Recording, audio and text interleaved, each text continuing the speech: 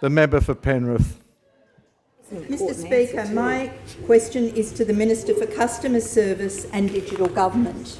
Can the Minister please update the House on how the government is helping communities access cost of living supports? Thank you, Mr Speaker. Thank you so much to the member for Penrith. And I know, as I said last week, the amount of effort that she puts in for a local community is absolutely phenomenal, well established, and also represents a community like all of those across the state at the moment that are struggling with the cost of living. One of those in particular is the increase around the issues of tolls, which I'll speak about later, and our government's response to tolls. Mr Speaker, I'm going to put that background noise aside because it seems to me there's a lot of talk from over there today, but there's actually been a little bit of action. We're going to give them a bit of a history lesson. I'm going to talk about some of the things that we are doing to address cost of living pressures and to support families who are doing it tough. And it starts with an acknowledgement that families are doing it tough. Right across the state, right across the country, you wouldn't be the person to get up and say things are hunky-dory. They are not. People are doing it tough. And what governments are doing, what we are doing, is how we support those families, how we support those communities, and how we support individuals. And again, Mr Speaker, that background noise from people who had 12 years. Now, we listen to you, we listen to us and what we're doing. Maybe you could learn something and actually realise. Mr Speaker, we've talked about commitment. Members will come to order and allow the minister to be heard in silence. We've talked about commitment to supporting people, Mr Speaker, whether through a range of things. But let's go with one starting point. Under this previous government, the current opposition, and rightfully so, Sydney became the most tolled city on earth. Mr Speaker, there is not one part of Sydney you can get to without going onto a toll road. They may want to deny it, but Mr Speaker, it's an undeniable fact that Sydney became, under their watch, the most tolled city on earth. Mr Speaker, member we took to the election... Member for Riverstone, member for North Shore, member for Riverstone's on... Member for Riverstone's on... I'm going straight to two calls. Member for North Shore, straight to two calls. The minister needs to be heard in silence. Mr Speaker, the problem is when we actually talk direct relevance, they don't want to listen, they want to interrupt. The issue is this, Mr Speaker. This city became the most tolled city on earth, a fact under them.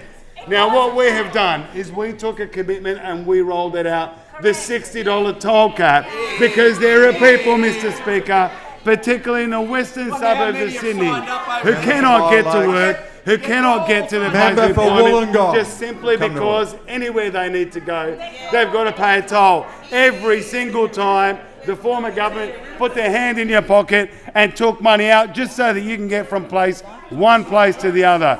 Mr Speaker, they want to divert to other things. The $60 toll cap, let me give you some statistics. In 1 month alone, Mr Speaker, there was a commitment we made. Minister, I think the member for Penrith is... I seek an extension of time. We want to hear about these statistics. You're up to it? You'd like an extra time? Give me 5, Mr Speaker. An extra 2 minutes is granted. Give me 5, Mr Speaker.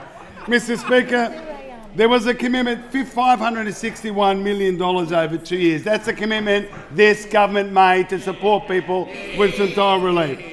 Given the relief to people across Western Sydney, Mr Speaker, and other parts who have no choice but to take a toll road when things are trying to be family. That's the thing, they talk about the surface roads, but there were no choices, Mr Speaker.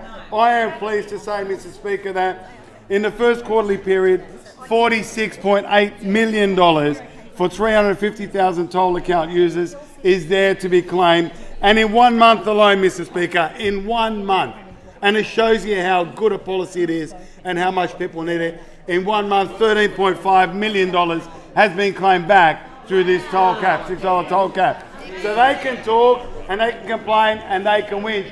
But the fact of the matter is, the people have spoken. $13.5 million in 1 month was claimed as a result of the toll cap. Mr Speaker, we're also supporting people through the Seniors Energy Rebate, of course, a partnership with the Commonwealth Government to support seniors who are having to make choices between turning the heater on or going coal. Member for Terrigal's on what 2 about calls? the small business electricity? We took off $650. Those opposite, Mr. Speaker, left all of the small businesses in New South Wales out in the cold, no support whatsoever.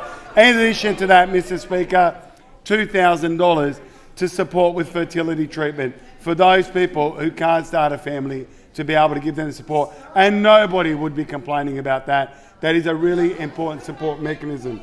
Mr. Speaker, I could talk for hours, but what we're going to do is I want to also acknowledge, Mr. Speaker, and remind members of this House, Service New South Wales is here on level 8, room 814, from 1 o'clock. They are there. They will help anybody with whatever they need to pass on information to your constituents so that we can continue to offer them the supports.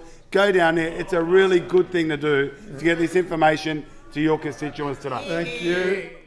Thank you.